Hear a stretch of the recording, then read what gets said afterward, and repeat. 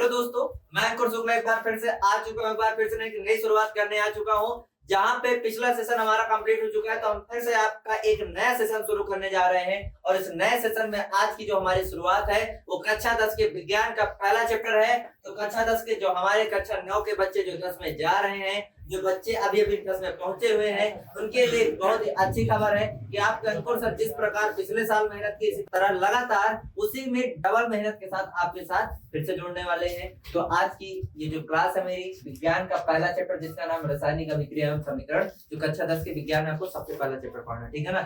ये किस विषय का है? अब देखो, रासायनिक, रसायन, ये सारी चीजें तो तुम्हें पता है कि रसायन विज्ञान, जिसको हम लोग क्या बोलते हैं, अब केमिस्ट्री। और हमारे कोचिंग का, हमारे प्लेटफॉर्म का नाम भी क्या है? ज्ञान केमिस्ट्री का। तो चलो शुरू करते हैं। एक चीज और सुनो, अब से आपको एक चीज विशेष ध्यान देना कि जिस चैप्टर के बारे में आप पढ़ो, मतलब जिस चैप्टर को आप उठा रहे हो, विज्ञान का, गणित का, जिसका भी हो, पहले कोशिश करो कि उस चैप्टर का जो नाम है, नाम के बारे में अच्छे से पढ़ लो। जो नाम में लिखा, नाम का मतलब क्या होता है? एक चीज और जान लो। आपको याद होगा कि पहले क्या होता था, कक्षा 7-8 में आता था गद्य पूरा बड़ा सा पैराग्राफ, उसको पढ़ाया जाता था, उसमें 4 से 5 प्रश्न रहते थे और लास्ट में एक प्रश्न ये रहता था कि इस गद्यांश का उचित शीर्षक क्या है। होता था ना, पूरे पैराग्राफ को पढ़ करके एक तो 3 से 4 शब्द, 3 से 4 मतलब वर्णों को मिला करके एक शब्द बना करके आप पाठ का नाम, उसका गद्यांश का शीर्षक लिखते थे, नहीं लिखते थे। अगर तुम्हारा पूरा पाठ में ये 2 नाम है, रासायनिक अभिक्रिया एवं समीकरण, इसका मतलब इसकी भूमिका अहम होगी, तभी तो इसको रखा गया है, ठीक है ना। अरे गैर थोड़ी नहीं लाकर रख देते हैं। जैसे कि मान लो किसी पाठ में गद्यांश को तुमने पढ़ा, तुम देख रहे हो बार बार स्वच्छता के बारे में आ रहा है, तो तुम उसको शीर्षक क्या लिखते हैं? स्वच्छता। समझ रहे हो नहीं समझ रहे? तो यहाँ पे भी क्या है, कॉपी पेन उठा करके सब लोग हेडिंग बना लेना, रासायनिक अभिक्रिया। रासायनिक अभिक्रिया होती क्या है, जिसको आज हम पढ़ने जा रहे हैं, जिसको लोग क्या बोलते हैं? Chemical reaction. चलो कॉपी पेन में लिखिएगा, रासायनिक अभिक्रिया वह अभिक्रिया है, एकदम शॉर्ट में आज लिखवा रहा हूँ, ठीक है ना, एकदम बेसिक क्लास होने वाले, इसके बाद इसको और अच्छे से समझेंगे। यहाँ पे नए पदार्थों का निर्माण होता है, ठीक है। रासायनिक अभिक्रिया क्या होती है भैया? सीधे सीधे समझो, जहाँ पे नए पदार्थों का निर्माण, अब भैया नए पदार्थों का निर्माण होगा, ध्यान से सुनना, केमिस्ट्री का पहला टॉपिक पढ़ रहे हो। नए पदार्थों का निर्माण होगा तो 2 या 2 से चीजें मिलेंगी, या तो निकलेंगी या तो हटेंगी, कुछ ना कुछ होगा तभी तो नया बनेगा। भाई किसी नए चीज को बनाने के लिए आप क्या करते हो? घर में मान लो अगर आपको कुछ बनाना है, आपको कुछ भी बनाना है, तो उसके लिए आप क्या करते हो? कुछ ना कुछ चीजों को ला के रखते हो, मिलाते हो, या किसी में से कुछ चीजें निकालते हो, या किसी को हटाते हो, करते हो कि नहीं करते हो? तो यहाँ पे भी क्या होगा कि नया पदार्थ बनाने के लिए आपको कुछ ना कुछ चीजें मिलाना पड़ेगा, कुछ ना कुछ निकालना पड़ेगा। ये सारी चीजें हमारे किसके अंदर आएंगी? रासायनिक अभिक्रिया के अंदर आएंगी। तो थोड़ा थोड़ा ये समझ लो कि जैसे कि मैं आपको एग्जाम्पल से बता दूं, हाइड्रोजन गैस है, इसको हमने मिलाया ऑक्सीजन के साथ। किसके साथ मिलाया? आगे चल के बन गया H2O, जिसको हम लोग क्या बोलते हैं? H2O। 2 चीजों को मिलाया, एक नए पदार्थ का निर्माण हुआ कि नहीं हुआ? पहले ये क्या था? हाइड्रोजन। ये क्या था? ऑक्सीजन।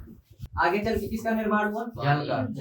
मेरी बात ध्यान से समझना, हाइड्रोजन को किससे मिलाया? ऑक्सीजन से। आगे चल के निर्माण किसका हो गया? जल का। अब आप इसी में देखो, मैं कह रहा हूँ ना कि आज जो हमारी क्लास होने वाली है, मैं जानता हूँ कि 9 से 10 में जाने वाले आप पहली बार चैप्टर को पढ़ रहे हो, तो ज्यादा लोड मैं आपके ऊपर नहीं डालूंगा, एकदम बेसिक से छोटी छोटी चीजें बताऊंगा। इस क्लास की मतलब इस चैप्टर की एक बार और भी क्लास होने वाली है, और जिसमें हम आपको एडवांस लेवल का बताएंगे। खाली आज बेसिक से ये समझो, किसी में फिर आपको एक नई चीज बताई जाएगी, जिसमें हम लोग पढ़ते हैं संतुलित रासायनिक समीकरण। अब तुमने कहा सर ये बताइए, जब आपने भी खाली रासायनिक अभिक्रिया बताया है, रासायनिक समीकरण के बारे में बताया नहीं, तो संतुलित हम कैसे करें? तो एक काम कीजिए, खट से जो भी आपने लिखा उसके नीचे पहले इसको नोट कीजिए, उसके बाद फिर हेडिंग बना लीजिए रासायनिक समीकरण। रासायनिक समीकरण में लिखिएगा, रासायनिक अभिक्रियाओं को जब हम मत लिखना, रासायनिक अभिक्रियाओं को जब उनके प्रतीक चिन्हों द्वारा प्रदर्शित किया जाता है, वह रासायनिक समीकरण कहलाता है। मैंने तुमसे कहा कि जब हाइड्रोजन को ऑक्सीजन से मिलाया तो जाके आगे क्या बना? जल। लेकिन मैंने हाइड्रोजन को क्या लिखा? H2।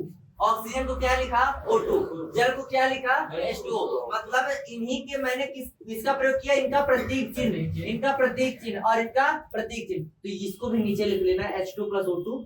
आगे चल के क्या बना? H2। उसी के नीचे खट से इसको लिख लो। आखिर मैंने इनके प्रतीक चिन्हों का उपयोग किया कि नहीं किया? तो ये हमारा क्या कहलाएगा? रासायनिक समीकरण। लिख लो, ठीक है।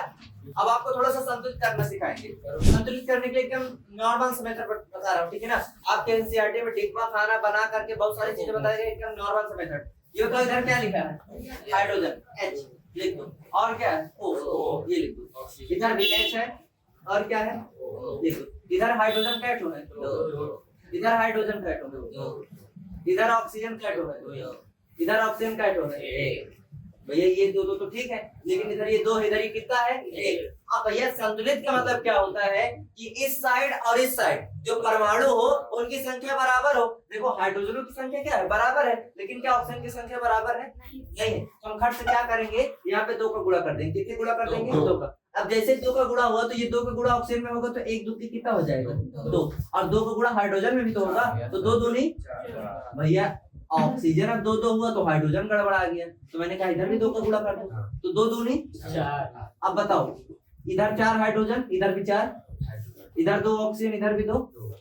आखिर परमाणुओं की जो संख्या बराबर आ गई कि नहीं आ गई, हाइड्रोजन इधर नहीं होगा क्या, इधर 2 का गुणा ऑक्सीजन में नहीं होगा।